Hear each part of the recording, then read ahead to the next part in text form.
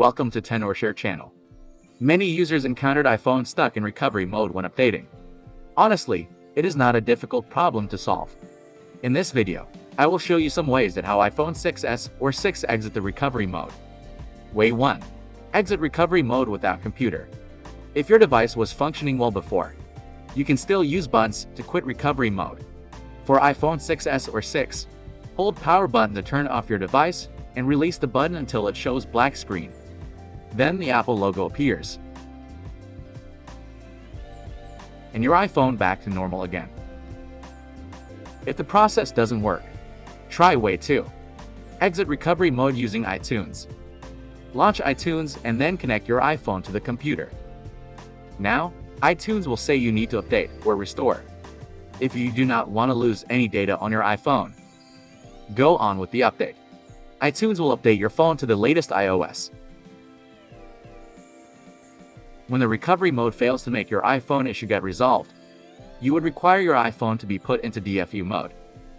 For iPhone 6s or 6, plug your iPhone into your computer and open iTunes. Now hold down the home and power key for about 10 seconds.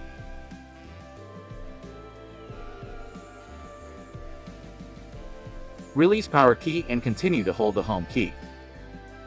Release the home button when you see iTunes has detected your iPhone. Your iPhone's display will be completely black if you successfully enter DFU mode. It will erase all your data. If you have problems in using iTunes or don't want to lose your data, you can try the next method. Exit recovery mode using ReiBoot by one click.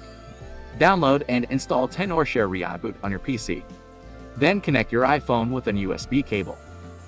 Once recognized, click Exit Recovery Mode on the screen. You need to wait a few minutes.